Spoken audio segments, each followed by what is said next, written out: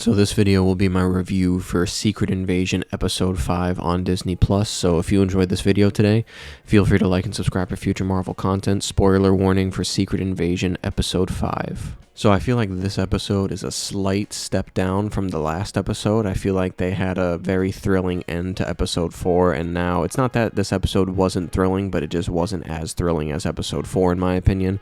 Overall, I'm really thinking this series is just...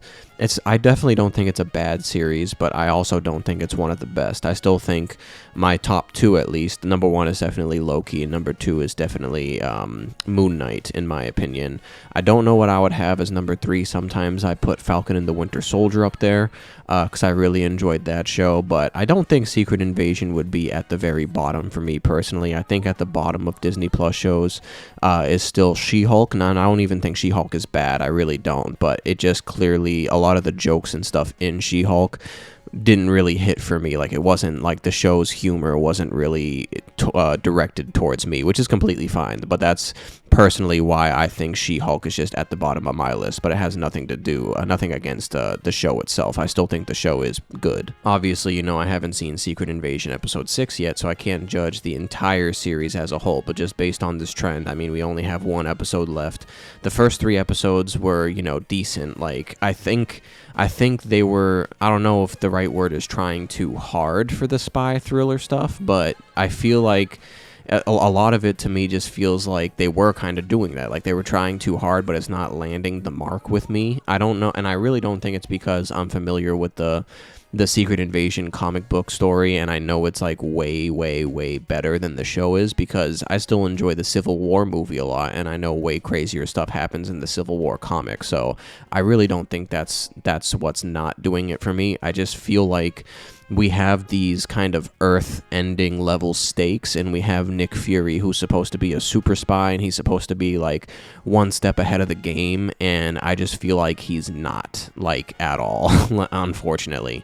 And I feel like that's probably the main thing that I'm kind of, like, trying to reason with right now, is I feel like they're not doing Nick Fury enough justice. I feel like now whenever I see Nick Fury's kind of appearances and stuff through like past movies and shows and stuff like that, I feel like it's almost going to be dampered a little bit because he won't seem potentially as cool to me anymore. I mean, he still is cool, but when there was a lot more mystery to how Nick Fury operates, I felt like he was a lot cooler, because now I don't feel like he has his act together like how they kind of insinuated that he did before and stuff like that.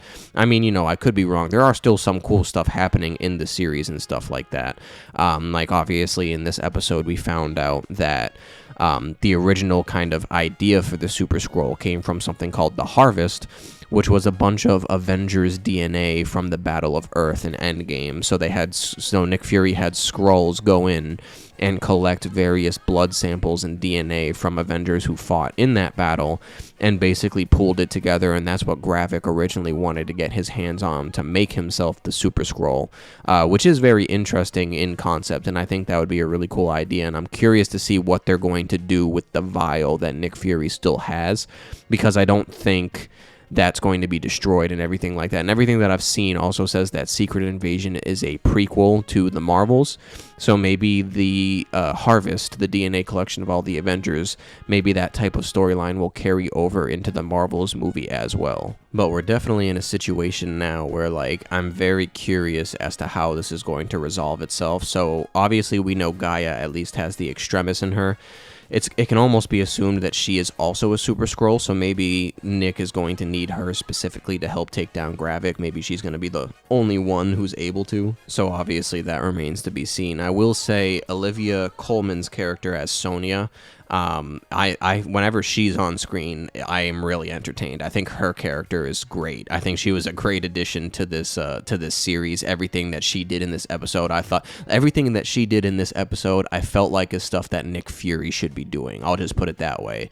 But I just feel like they're letting us down with what they're having Nick Fury do. And I'm not saying Nick Fury is like absolutely useless. He is not. He is not useless at all. But I just feel like he should be way more badass than the show is making him out to be.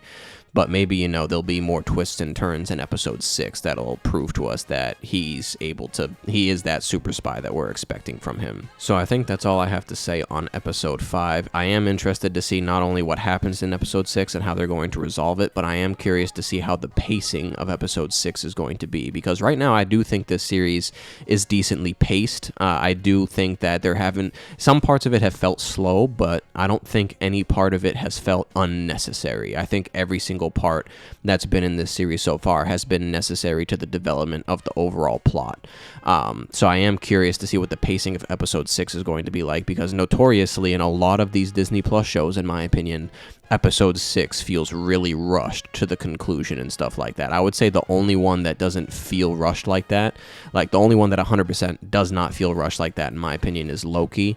I do think some aspects of Moon Knight's finale felt a little rushed, but I do think Moon Knight did a decent job at the pacing as well.